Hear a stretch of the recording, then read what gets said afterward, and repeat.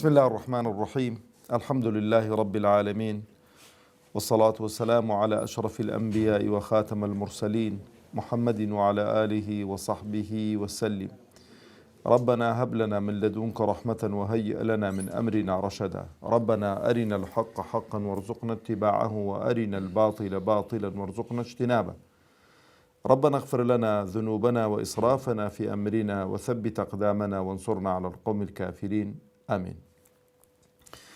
بینەرانی بەڕێز و خۆشەویست، مسلمانانی ئازیز، سەلام و ڕەحمەتی خوای پەروەردگار بڕژێ بەسەر هەمولایەکماندا. خوای پەروەردگار عاقبەت خێرمان بکە، سەربەرز و سەرفرازی دنیا و قیامەتمان بکە، داهاتوومان لە ڕابردوومان باشتر بکە، بە مسلمانی بمان ژێنێ، بە مسلمانی بمان مرێنێ، بە مسلمانی زیندیمان بکاتەوە ئینشاء الله تعالى. خۆشەویستانم، خۆشحاڵم کە لە بەرنامەکەتان، بەرنامەی بەهاکان بە خزمەتتان دەگەمەوە و خوازیارم خوای پەروەردگار ئەو بەرنامەیە بخاتە تەرازووی چاکەکانمان و تەرازووی چاکەکانمانی پێ قوڕسکە. دەچینە خزمەت دەرسی 13 لە بەرنامەی بەهاکان. ئەویش بابەتێکی دیکەیە کە ئەو بەها بەرز و پیرۆزەی کە لە ناو کۆمەڵگە و مجتەمەعدا وەکو گوتم زەرورە هەبێ، وەکو گوتم بەعام بەداخەوە ئەو بەهایانە کەم بوونەتەوە. ئەویش غیرەت و شەهامەت لەسەر ئاین و لەسەر عەرز و ناموس و لەسەر ستەم لێکراوان، کە بەڕاستی هەر یەکێک لەو سێ خاڵە ئەتوانی چەندان بەرنامەی لەسەر پێشکەش بکەی، بەڵام بۆی کە بابەتەکە درێژ نەبێتن ئاوا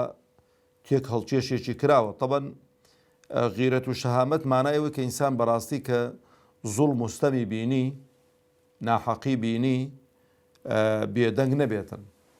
وەکو پێغەمبەری خوا عەلەیهی سڵات وسەلام دەفەرمێ من ڕەئا منکم منکەڕەن فلیغەیڕه بیەدیه فإن لم يستطع فبلسانه فإن لم يستطع فبقلبه وذلك ضعف الإيمان.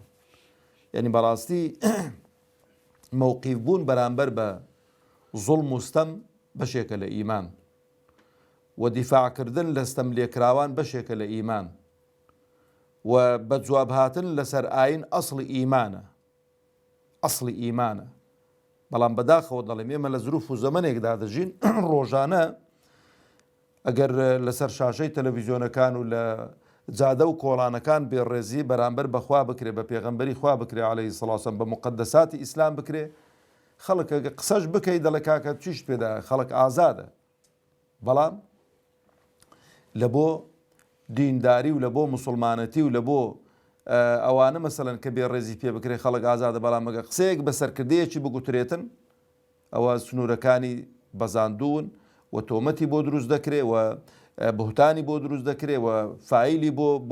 بۆ دادەتاشرێتن و هەرچی کە شتی ناحەق و نابەجێ بۆی دەخرێتە پاڵی. لەبەرەوە خۆشەویستانم، ئەو غیرەت و شەهامەتە بەڕاستی ئیسلام هاتووە تەوثیقی کردووە کە دەینە سەری، یعنی کە لە جاهیلیشدا هەبووە،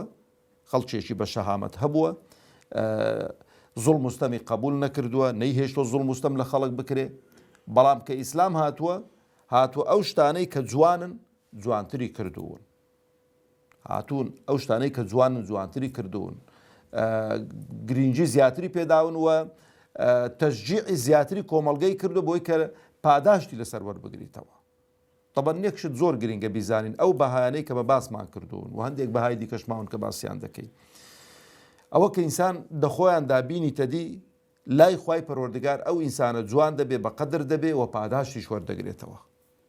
بە پێچەوانەوە. بە مەدای کەمبوونەوەی ئەو بەهایانە لە ئینسانەکاندا ئەو ئینسانە سووک و چروک دەبێ، بێئەرزش دەبێ لە ناو خەڵک و مجتەمەعدا، خەڵک ڕێزی لێنانێ وەلای خوای پەروەردگاریش ئەو ڕێز و حورمەت و قەدر و حورمەتەی نابێت. تەماشەکە لە ناو حەیواناتیش، ئەو حەیواناتانەی کە لەسەر یەک بەجوابن، ئەو حەیواناتانەی کە لەسەر یەک بەجوابن کە دیفاع لە یەکدیکە دەکەن، قەناعەت بکەن لە لای مرۆڤەکانیشدا زۆر جێی ڕێزن، زۆر جێی حورمەتن. ئینسان یعنی وەکو بڵێ کەیفی پێدێن، بەڵام ئەو حەیوان و پەلەورانەش کە دیفاع لە یەکدیکە ناکەن باوەڕتان بێت لە لای ئینسانیدا زۆر وەک کابرای گوتی بە سوچی تەماشە دەکرێن. دائیمەنیش لە هەر کۆمەڵگە و مجتەمەعێکدا، لە هەر عالەمێکی مەسەلەن حەیواناتدا ئەو لەسەر یەک بە جواب بوونە هەبێتن دیفاع لە یەکترتر هەبێ، کەس ناتوانێت زوڵمیان لێ بکات، کەس ناتوانێت خونیان بکەوێتن. جا پێشەموو شتێکی خۆشەویستانم ئەو غیرەت و شەهامەتەی کە خوا داویەتە ئینسانی دەبێت بەکاری بێنێتن. بۆچی؟ بۆ دیفاعکردن لە دین، بە جواب هاتن لەسەر دین. دین گەورەترین شتە لە ژیانی مرۆڤەکاندا و بە تایبەتیش دوایین ئاینی ئێمە کۆتایی بە هەموو دینەکان هێناوە، بە هەموو مەنهەج و بەرنامەکان هێناوە. ئەوەندە گرنگ و مهمە ئینسان ئەگەر پێویستی کرد دەبێ ڕوح و گیانی خۆشت کە گەورەترین شتە لە پێناو ئەو دینەیدا بەختیکەی، لە پێناو ئەو دینەیدا بەختیکەی. بۆ چونکە مانەوەی دین ژیانە بۆ ئەو نەوە و ئەو جیلانەی کە دێن لە دوای تۆدا. بەڵام نەمانی دین مردنە بۆ خۆت و کە لە ژیان دای و بۆ ئەو جیلەی کە لە دوای توشدا دێتن. شخصێک بمرێ باشترە بۆی کە جیلێک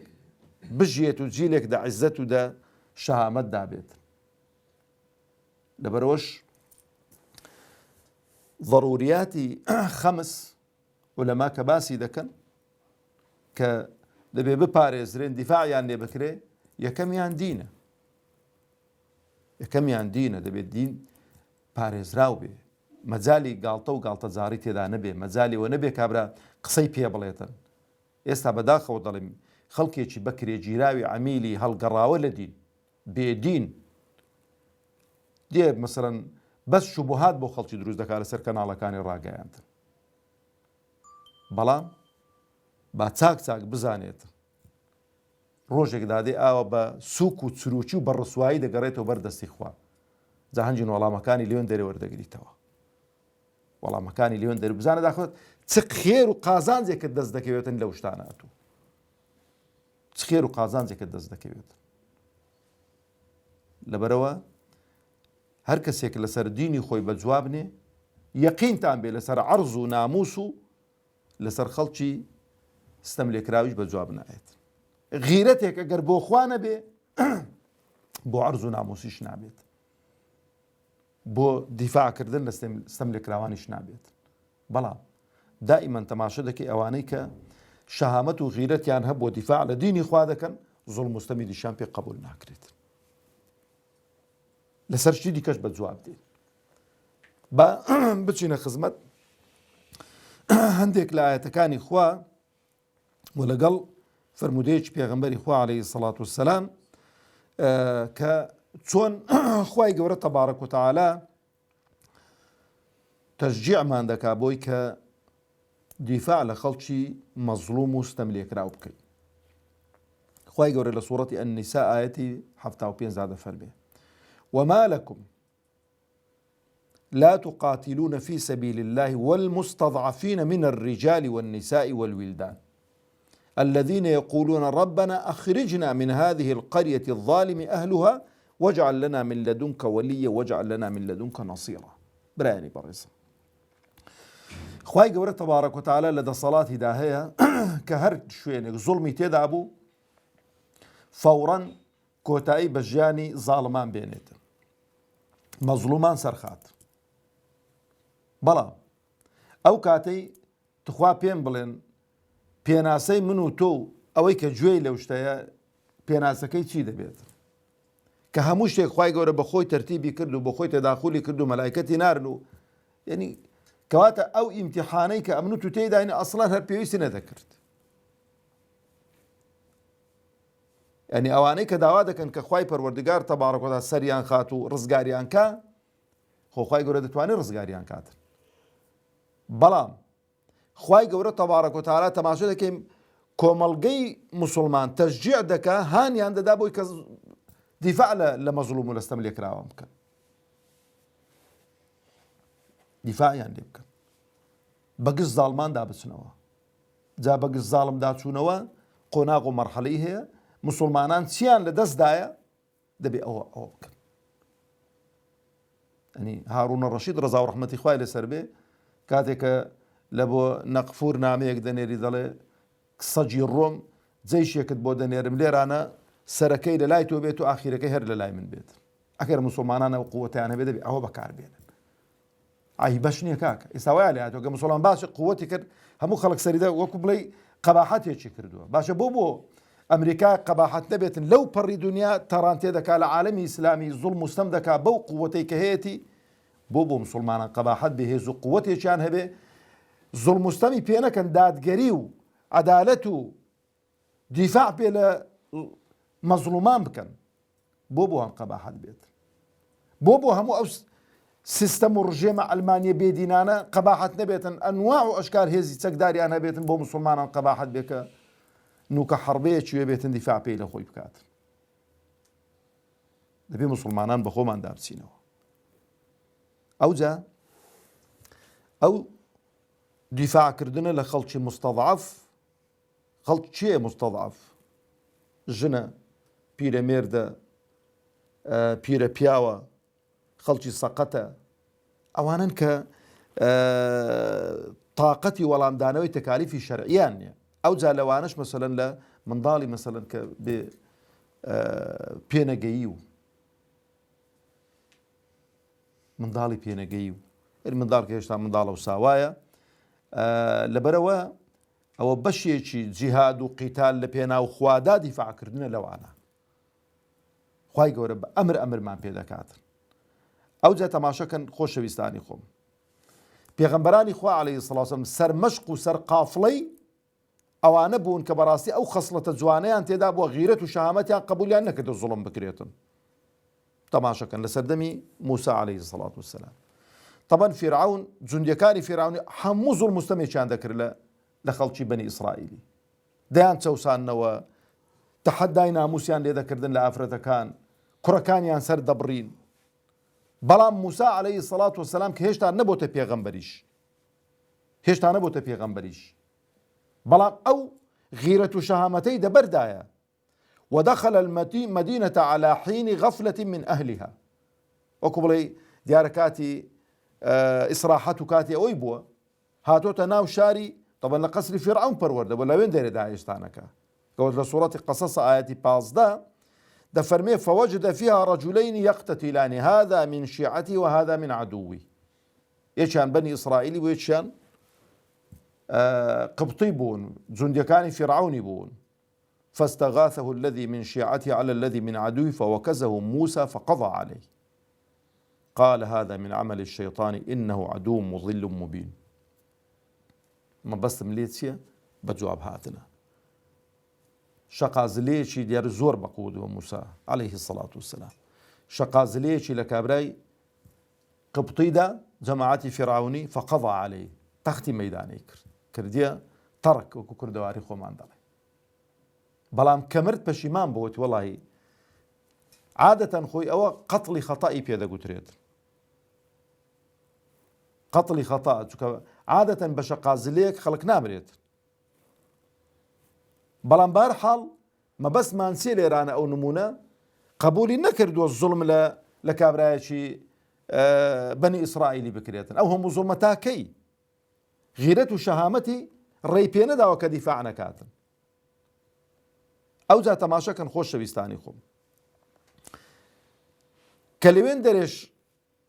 ڕادەکا بۆی کە نەیکوژنەوە دەچێتە مەدیەن ئەلەوێن دەرێش کە دەچێتە مەدیەن حاڵەتێکی دیکە دەبین دیسان غیرەت و شەهامەتی قبول ناکا کە هاوکار نەبێتن ئەو زوڵم و ستەمەی کە بەناحەقی سەپێنراوە بەسەر ئافرەتاندا کە لای نەداتن ولما ورد ماء مدين وجد عليه أمة من الناس يسقون ووجد من دونهم امرأتين تذودان قال ما خطبكما إنسان دبي براستي كواقعية بين دبي تداخل كاتن تماشي كالخلق همون شوان وهمون مريان ويو همون خريجي أوداني مركي خوان دو أفرتش لو لاينا مركاني خوان دجيرنا وقلد دانو نيال المركاني أنتي كلاو بلقل أو مرانا جاري دوسێ دەرس و پەندی عیبڕەتی گەورەی لێ وەردەگرێت بەڕاستی ئافرەتانی قەدیم شکۆ و شەرم و حیا و ناموسێکیان هەبووە شانشانەیان نەکرد لەگەڵ پیاوە ئەمڕۆ پیاو دەبێ وەچ کابرای گوتی ئەوڕۆ کەگە مەڕ ببینن ئاویان دەین لەگەڵ ئافرەتان بەخوا دەبێت پیاوەکان بچن لە لایەکی خۆ حەشاردن تاوەکو ئەوان تەواو دەبن شانشانت دەگەڵ دەکاتن شەڕ و تەشقەڵەت پێ دەفرۆشیتن بۆ چونکە چەند بە مەدای لادان لە دین و لە پابەندبوون بە ئیسلام حیا و شەرم و شکۆ نامێنێتن لێیان دەپرسی بۆ مەڕەکانی خۆتان ئاو نادەن خواجە ئەمە پێمان خۆش نیە لەگەڵ ئەو پیاوانە تێکەڵاو بین و جا ئەوانە بە قووەت و بەهێزن و ئێمە ئینتیزار دەکەین تا ئەوان مەڕەکانیان ئاو دەدەن ئەوجا باویشمان پیرەمێردە عوزریان هێناوەتەوە کە هاتوونە دەرێ لە ماڵێ بەبێ هۆ نەهاتوونە دەر جاوجا خۆشیان نەڕازاندوتەوە خۆشیان بۆ خۆش نەکردووە یعنی مرۆ وەرە تەماشەم پێم خۆش لێرە پەیامێک بنێرم بۆ ئەو خوشکانم کە گوێیان لێ دەبم لەوانەیە لە ژیانیدا بۆ مێردەکەی خۆی دەستێکی وە خۆی دانەینیتن بۆنێکی خۆش لە خۆی نەداتن بەڵام کە گوتیان با بچینە بازاڕی تەماشە دەکات چی هەت جلو بەرجی جوانە دەبەر دەکا چی هە بۆنی خۆشە بە خۆیدا دەکا کە پێغەمبەر عەلەیهی سەڵات وسەلام نەهی لێ کردووە ئەوجا بەبێ ئیشی لەو دوکانی لەو دوکانی لەو دوکانی لەو دوکانی دەبێت دمک لە هەموو گوفەکەیەکی بداتن پەرژینێکی قایم بێت زۆر خەتەرە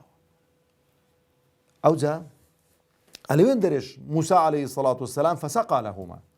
غیرەت و شەهامەتی موسى عليه الصلاة والسلام ڕێی پێ نەدا لێیان گەڕێ دە باشە ماڵا مادام وێ بە چۆن عادەت و تەقالیتان چۆن بە هەروە بڕوە مەڕەکانیان بۆ ئاو دەداتن ئەوجا خۆشەویستانم پێغەمبەری خوا عەلەیهی سەڵات وسەلام هەر بە گەنجی لە ناو مجتەمەعی مەکەیدا زوڵم مستەمێک بوو هەندێک قەبیلە خڕ بوونەوە دیفاع زوڵمیان لە قەبیلەیەکی دیکە دەکرد کە پشت و پەنایان کەمتر بوو کۆمەڵە عەشرەتێک کۆبوونەوە لەو ناو عەشرەتانە عەشرەتەکەی پێغەمبەری خۆمان عەلەیهی سەڵات وسەلام و پێغەمبەری خوا عەلەیهی سەڵات وسەلام لەگەڵیاندا بوو حلفی مطەیبینیان دروست کرد بۆی کە زوڵم مستەم لە خەڵکی لاواز و بێهێز نەکرێتن پێغەمبەر لەگەڵ مامەکانیدا عەلەیهی سەڵات وسەلام دەفەرمێتن شهدت حلف المطيبين مع عمومتي وأنا غلام فما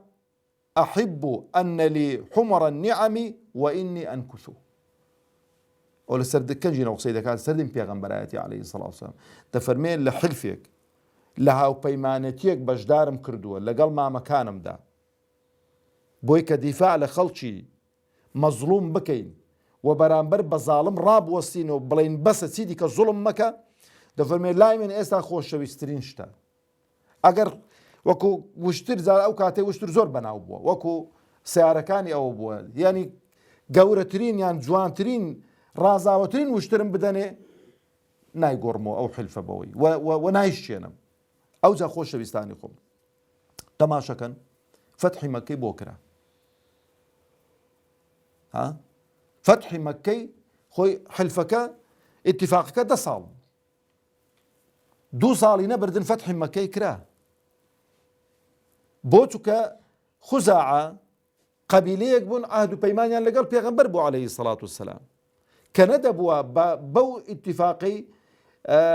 قوڕەیشیەکان نابێ زوڵم مستەم بکەن و دەست پێشخەر بن و هاوکاری قەبیلەکانی دیکە بکەن بۆ لێدانی ئەو قەبیلانەی کە لەگەڵ پێغەمبەری خوا عەلەیهی سەڵات وسەلام لە حلفدانە خوزاعە لەگەڵ پێغەمبەری خوا عهد و پەیمانیان هەبوو بەنو بەکر دوژمنایەتیان هەبوو لەگەڵ خوزاعی هەستا بەنو بەکر بە هاوکاری قوڕەیشیەکان چەچیان پێدان شمشێریان پێدان و خەڵکێکی مولەثەم بەشداریان کرد قەتڵ و عامی خوزاعەیان کرد شەهامەت و غیرەتی پێغەمبەری خوا عەلەیهی سەڵات وسەلام موسڵمانان ڕێیان پێ نەدان کە بێدەنگ بن لەسەرەوەی کە ئیتیفاقیشیان لەگەڵ قوڕەیشەکان هەبووە بەڵام ئەوان ئیتیفاقەکەیان شکاندووە لەبەرەوە کاتێک کە عەمری کوڕی سالمی خوزاعی هاتە مەجلیسی پێغەمبەری خوا عەلەیهی سەڵات وسەلام شەعرێکی خوێندەوە پێغەمبەری خوا عەلەیهی سەڵات وسەلام یەک قسەی فەرمووی نوصیرتە یا عەمڕ بن سالم سەر خرای عەمری کوڕی سالم یعنی تەواو ئیشەکەی تۆ کۆتایی هات پێغەمبەری خوا عەلەیهی سەڵات وسەلام فەتحی مەکەی کرد کەواتە خۆشەویستانی خۆم ئەو خەسڵەتە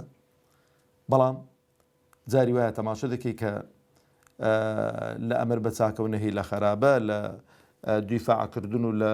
بەجواب هاتن ئەگە بزانی زەرەری زیاترە لە قازانجی دەبێ ئاگات لەو خاڵی هەبێتن و بە شێوەیەک هەڵس و کەوت بکەیت کە هەم شەرعیانە بێتن و هەم بەڕاستی ئەگەر بە جوابیش هاتی دەبێ بە ئوسلوبێکی وا بێتن کە قسەکانت لێ وەربگیرێتن تا دەرسێکی دیکە بەخوای گەورەتان دەست پێرم. والسلام عليكم ورحمة الله وبركاته.